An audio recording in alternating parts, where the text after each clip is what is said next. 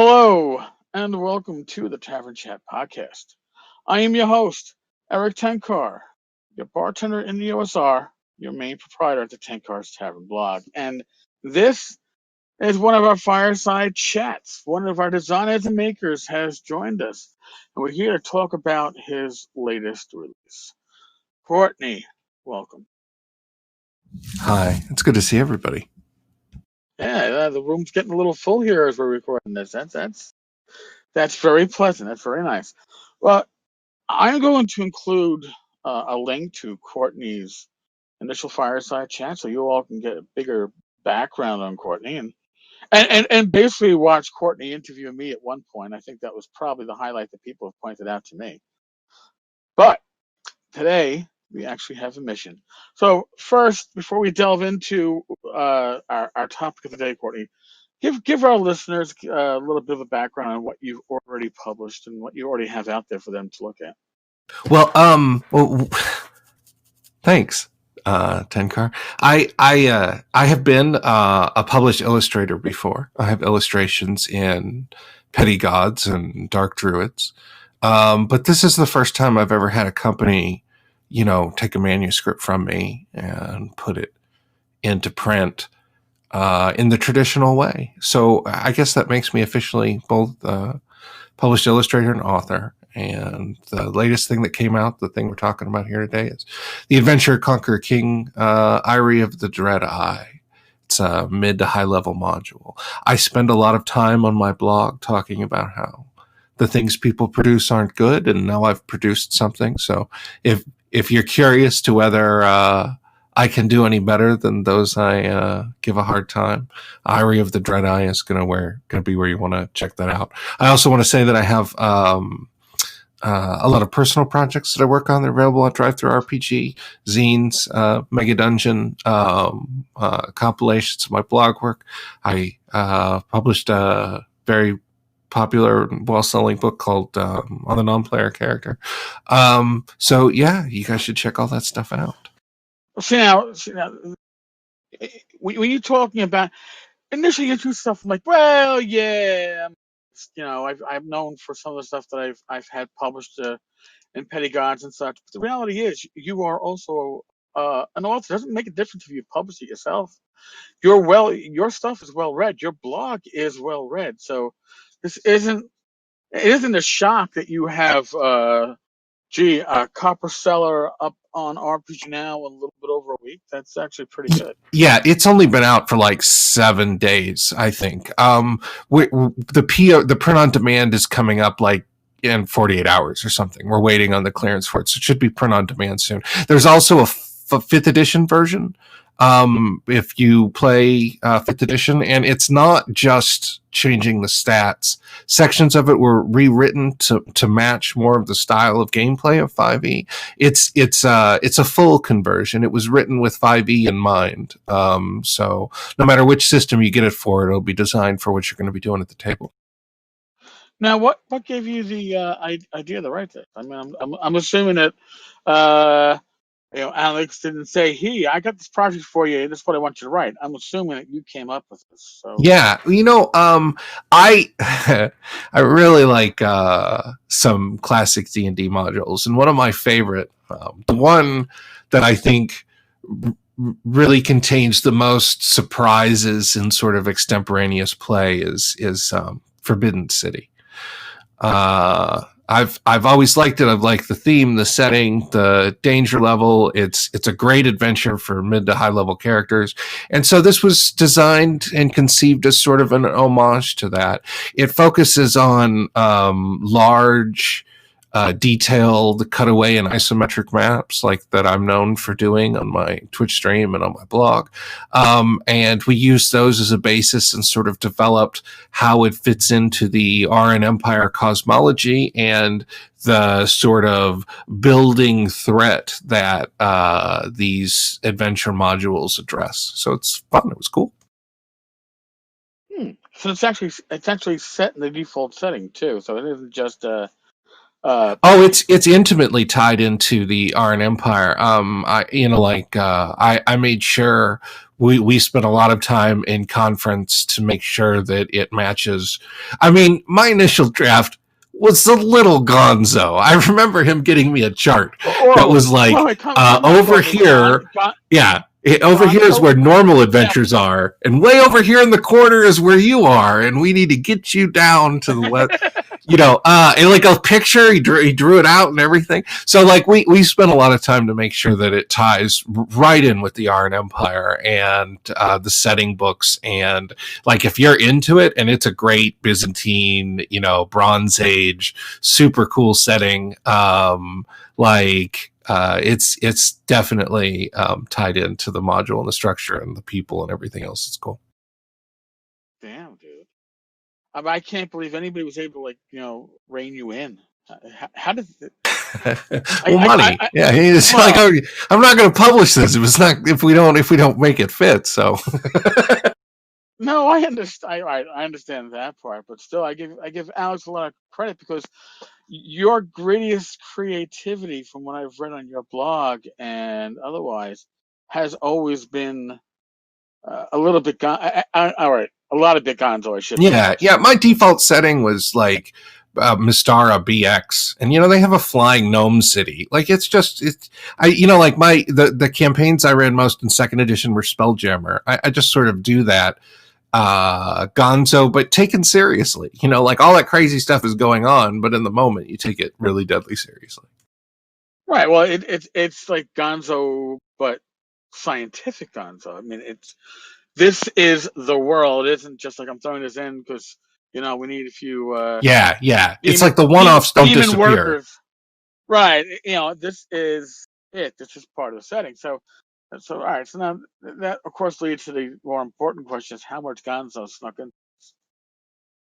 Do what? I didn't hear that. How much of your innate gonzo snuck into this? Oh, a lot. we came up with some justifications and some reasons, and squirreled some of it more away inside. Because Adventure Conquer King of the Iron Empire. The creator Alex, he's the kind of guy that would run a spreadsheet for everybody who was killed in a flood, just so he could tell all their family relations, right? So he wanted to make sure that the things that I added in didn't disrupt the game, and they don't. Like, it's all thematic with it makes a lot of sense within. I don't want to give anybody any spoilers. If you're interested, it's only $5. It's available on DriveThruRPG, and there's gonna be a print on demand version soon too. Well, you don't want to give away any spoilers, but I'm actually looking at the page, and I'm looking at the description here, and there's a lot of dramatic hooks going on in the background there, which I like, because you never know how much of this stuff is actually legitimate hook or just what's been told over the millennia, and this is how we're looking at the past. But it looks like you got a lot going here. If your listeners don't know, and you haven't been following the latest developments in the Iron Empire, each of the modules is really introducing fundamental things. This is a module for character levels 6 to 8, and we spent the longest amount of time talking about just like what a high level party looks like in Acts, and what to expect from that. And at that level, you have to have challenges that are a little more threatening, and so all of it moves forward those things that are like the little teasers in the Axe rulebook.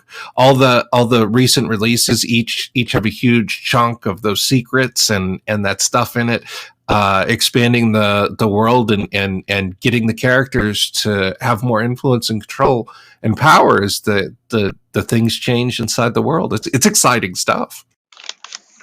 So now, how many adventures are planned in it? I mean, I'm assuming that this is your piece. There are other authors. Yes, there are. I think the great answer is when they all sell really well, we get more of them. So it's really like, if you want sequels, buy the things that are out now, and it'll make perfect sense to get more. Well, again, I mean, the fact that you hit Copper on this and very quickly, it was exciting. it's like 9 days, I think, if my math is right. Looking at this, that is. Oh yeah, we hit copper last week. Like it Oh, you was last very week. quick. Yeah. But here we are 9 days into it. I think you're probably getting close to silver on this, and that's nothing to sneeze at. I mean that, uh, and actually $4.99 for a PDF that's 56 Yeah, pages. the print on demand coming will round out those numbers, and so we know what they look like. Yeah, I'm very thankful, is what I am. And really, first of all, there's way more than $5 of content and value in here. And secondly, this is a tool. This is a thing that not only can be entertaining for people to read, because I've already had people comment on some of the stuff they found in it, but you can take it and use it right at the table. It really, like I was concerned because I'd seen Dwimmer Mount, and when we were talking about this project, I was like, I'm going to really want to do some set design, make it so that the module is more useful to the person running the game. And so we worked out the format we have where, most of the text is organized into the different sections so that you can tell at a glance. And then of course my maps, show the DM what they need, to run the module without needing to reference a bunch of stuff. So I really feel that, it's moved forward some of the design stuff in that area, and that even if you are just even if you are just reading it for fun, you're going to find it entertaining, but also it's going to be really easy to sit down and play with it, which is really what I want. I want people to play with the stuff I make. Well, and that's great because actually, I had a discussion with one of my recent firesides, and we were just talking about the investment that it takes a GM to sit down, even with a pre-written adventure, to sit down and run it. And that, the investment on the DM side is always going to be more than the player side because it's just more prep work. But if you're having something that you can sit down with and is easy, it's pre-written, but it's easy. It's easy to run because you've given all the tools to the DM. You solved a lot of issues right there. Yeah, I really was concerned about their ability to access and reference information. So, there's several different sections in the module, and the players have a lot of freedom about how they, interact within and through those sections. And then everything is well labeled and visible on the map. And then each section is split into really distinct areas. And I think we've really tried to push the usability. That's definitely where I think a lot of the innovation in the industry is going, with things like, Sean's Mothership, Sean's game. You see a lot of graphic design being implemented. Like that's a big portion of BX Essentials, is the organization, right? Oh, it's definitely it's presenting it in a way it's Swords and Wizardry. Yeah, well, it presents it in a way that's easier to digest. You take a game that, or a rule system that, for the time, was certainly game changing, but we now have 30 plus years of experience in how to better present these rules. Same rules. Yeah, put a light source on the map. Like Yeah.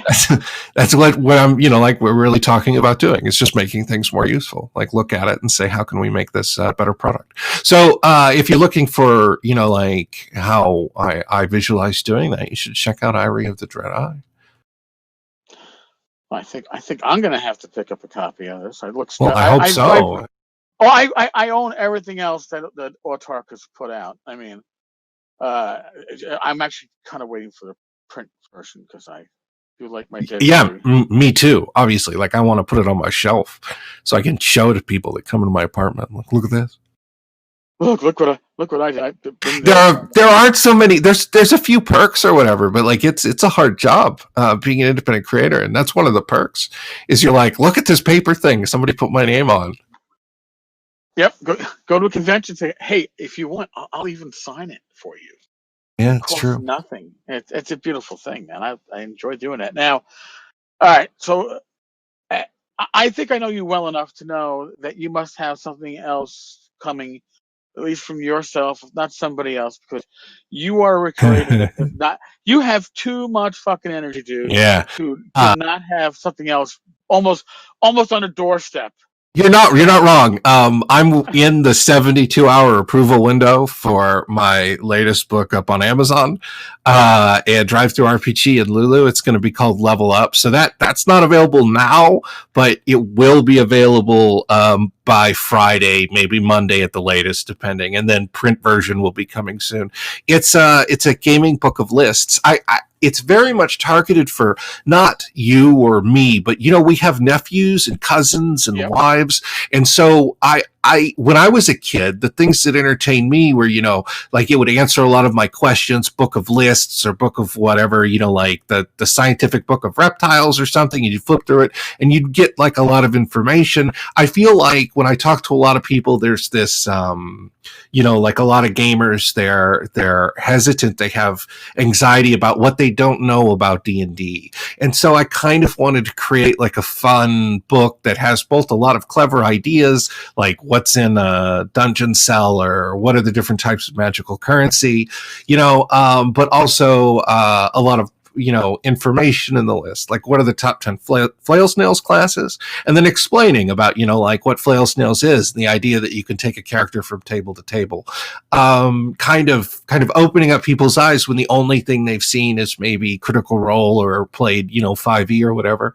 So trying to get a broad platform for that, putting it on Amazon, which is not normally where I sell stuff, so hopefully we'll get some traction there, and it'll be available through the normal channels, Drive Through RPG and Lulu, definitely within a couple of days. The PDF and then the print in a couple of weeks, whenever we get it approved from all those different places. Well, I'm going to tell you that you're going to have to like ping me and let me know when this releases, so I can. I mean, I'm not quiet about my releases. I tend to. Dude, I never said you were quiet, but I don't always like catch all the various postings going on in the Autarch because there's many of them. Oh, it's crazy. Like it's a deluge. Like I keep some tabs on like news sources or whatever, but just the amount of content coming out, trying to just stay tapped into it. I think a large part of the service I provide is I'm just telling people who don't have time about what's going on, right? Like on my blog and stuff, because it's seriously, for me, it's heaven. It's like I get to read Dragon Magazine every day. But some people are like down on it. And I'm like, no, this is the world I wanted when I was a kid, right? Oh God, yeah. If I could have, I used to buy every magazine I could find back then, whether it was Dragon, Space Gamer, Fantasy Gamer, Different Worlds, all this. This was your internet back then. This was your new ideas. This was your house rules. This was your additional classes. And now we have that via the internet. The problem is, sometimes it's just so much stuff going through my social media feed that I don't. It's like you it's no longer anything you can see all of. It's very much like something you have to dip your toe in and catch a thing. And that's why network effects and talking about things that are important or good or that are going on are so important, because they bring it to the surface. I wanted to say that we didn't talk about that before. You just kind of picked me on the spot and asked me what I had coming out, and it just so happens that I did have that coming out soon. I knew you had something coming out beyond it. Courtney, I might not know everything going on the OSR, but I do know the creators, and you're one that never stops. And especially once you get going, you're someone that you're in your groove. And I was like, there's no way. I didn't think it'd be that close to release. I didn't think it would be a few days out. But I certainly knew you had something going on there. Yeah, it's fully illustrated, by the way. I think it's about 60 pages, and every page has an illustration on it. There's also a full page illustration showing all the different versions of D&D and listing some of the most popular clones. Like, I think it's very, very useful for anybody. If you know somebody who likes D&D or they're curious about it, it's definitely targeted right there. And it's a fun book for people who already play a lot, because it's definitely on the lighter side, something more entertaining to read. I definitely tried for a more humorous, like, my motto was Shel Silverstein's Where the Sidewalk Ends. Like, I wanted to have funny illustrations and cool articles and stuff, so it should be very good. Thank you for asking about it, man. Again, I would be remiss in what I do if I did not throw that question out. I would have been like, it's like, how did you not ask the ground ball? Why didn't you ask Courtney what else is in the mix? I mean, I could really dig now and say, so after this coming weekend. What is next after that? It's funny that you say that because we're working on getting Mega Dungeon 4 out the door. We've got one of the maps done and we're finishing up a second one, and we've got 5 or 6 more. And then we'll be laying that out, and we hope to have that out in the start of April. But you know how that goes. It won't be that early. It'll be the beginning is delayed. But we'll struggle. We'll try and get there. See, I do know my people though, right? Yeah.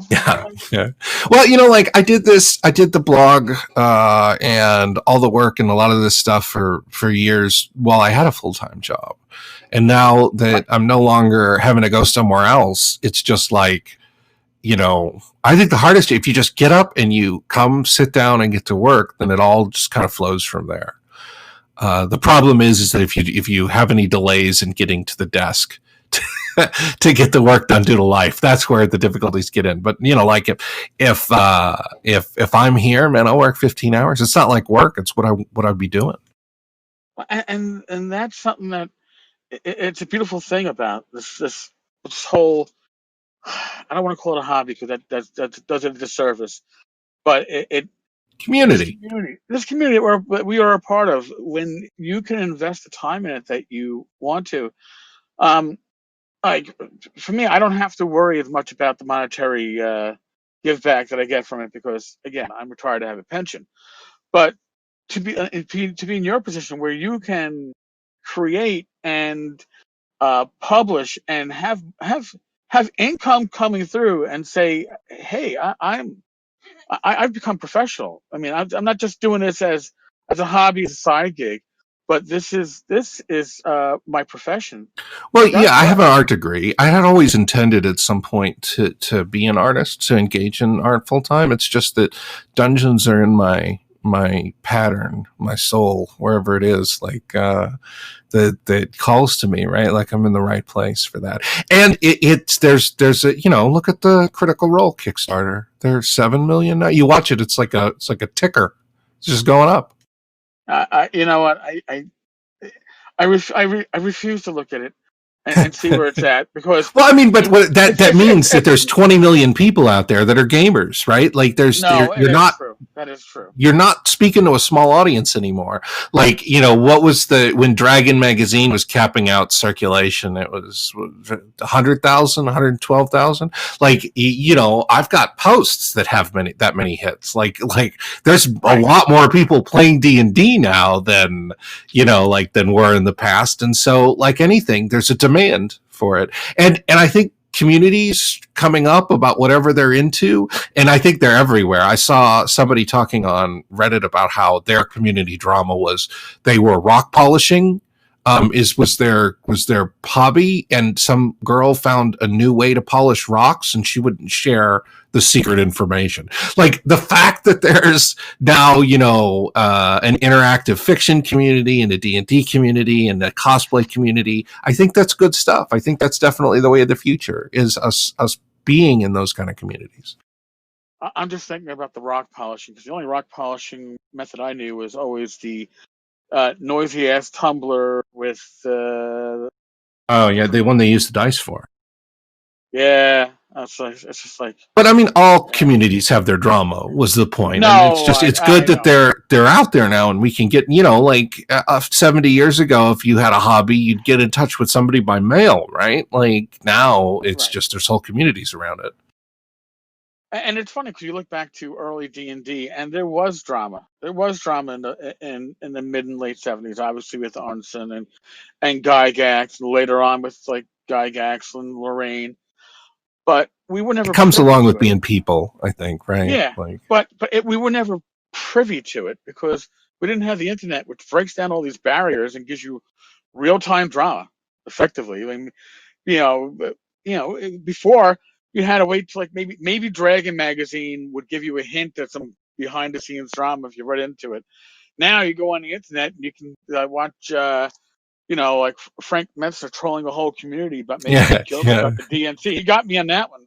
Well, I mean, like it's crazier than you think. Like there was a forum exchange between Monty Cook and Tracy Hickman where they were fighting about narrative and this stuff is not new. Like if you go back and you read, you'll be like, oh, I know all these people. We've been doing this for decades because we have. You know, like I said, I don't know if I mentioned it last time I was on the show here, but I've got posts still up on Rec Games FRP advocacy from Usenet, right? Like I've been talking about games for a long time.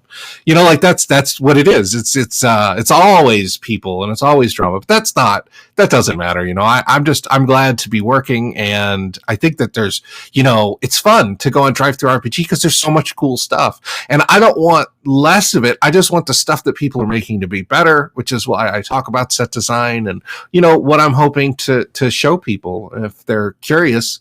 How that looks. You know, $5 is not much. They could own a copy probably before they finish this podcast. That is true, and it probably costs less than a trip to Starbucks. I know. It's Eyrie of the Dread Eye and Drive Through RPG. It's even on the top sellers under $5 list. It's right there on the front page. I didn't even realize. See, that's the whole thing too with this RPG Now Drive Through, and RPG Now is wrapping up. Yeah, it's done. I think. It might be done already. I haven't even checked. It's harder to get up on the big page. That's a logistical thing. Like it's difficult to get more exposure on Drive Through RPG. So I'm happy. I'm very thrilled that it's sold. It's sold well. And I hope it continues to sell well, guys. I certainly would appreciate it if you guys picked up a copy. Yeah. Yeah, see, folks, this is what you. That's how you support your community, and hopefully, Courtney, there are more releases in the future, whether it's from Autarch or others. Because I am working on a project that I've received an advance for, and that's all I'm going to say about it now. And then Mega Dungeon is moving forward. We got issue 4 coming out the door, and then there's stuff next week, and then the print versions of all this stuff. It's an exciting time. Yeah. So in other words, again, just to prove a point. Not only did I know you had at least one project in the works, but apparently you have 3. Yeah, I know. Right? There's just there are 3 active things. I have a notebook, and then the Newman Hollow book, and then I'm doing all this stuff. You see, folks. So if you want to know somebody who's going to be extremely prolific this year and getting the work published, I would point at Courtney with like 2 fingers right now, and say this man. Yeah, you know, living indoors is a tremendous motivator. I am quite sure it is, and having spent time, literally hours at a time at points looking over your blog for inspiration, I binge it. Yours isn't where I go on a daily or weekly basis, but when I do hit it like on a seasonal basis, I'm there for hours because it's usually, you know, a little bit of a rabbit hole as I start going, oh, wait, now this works with, oh, that's cool. The best thing I ever did was put that little widget at the end that was like, go check out these other posts, because it lets you just fall into a rabbit hole of that. And you know, there's an index there. You don't have to go in blind. You can find what you're looking for. Folks, don't trust me. Don't bother with the index. Go in blind. It's more fun, and you experience Courtney's blog, Hack and Slash, the way it's meant to be, which is pretty much like a hex crawl. Yeah. I mean, the internet itself is sort of like a mega dungeon, right? I'm very thankful. You know, like you don't know whether if like I don't have enough experience to speak of whether it's just hard work that gets you there or there's some element of luck. But I do put a lot of hard work into the blog, and I'm so thankful.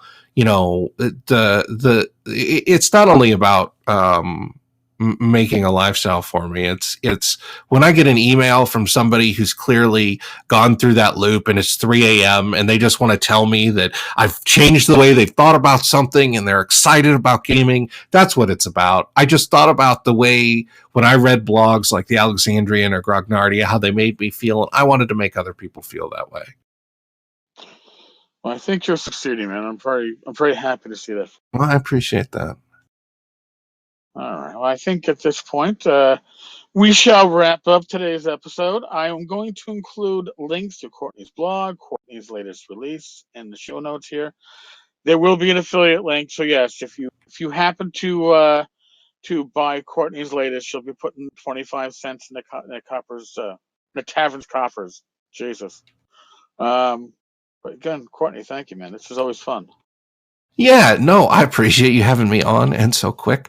I really appreciate it. You know, like it's touch and go, this kind of lifestyle. So I really appreciate all the support I'm getting from everywhere in the community.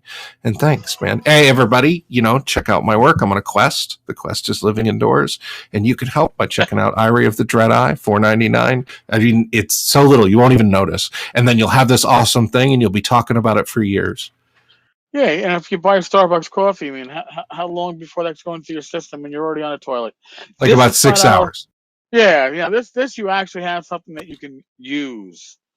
So forget your grande, whatever they fucking call it. The coffee. That's where I fail because I don't drink Starbucks. I'm Grind your own beans, yeah. make your own coffee, and I take would the money probably you save. I would probably grind my own coffee before going and getting coffee at Starbucks. I'm not a coffee drinker, but I I am, and can that's what I do. It's just, it's I can fresh. see. Yeah. I can, I'm somebody who used to, brew my own beer for a while, and there's something special about that. So yeah, well, it's just, hey, we're folks in the gaming industry. We like creating stuff, so we understand that too. Yeah, that's what the origin of it was, you know, like reading the player's handbook and then making up lists of new races and what their level limits were and you know, drawing pictures of the Gauntlet video game. I mean, you know, that's what I was doing as a Oh, kid. I was geez. doing fantasy stuff, so it was good times. There you go. Well, again, thank you, Courtney, for joining me, and thanks to everybody in our little live audience here. It's always fun to have you all. As usual, stay safe, be well, God bless, roll those dice, and I will talk with you all tomorrow.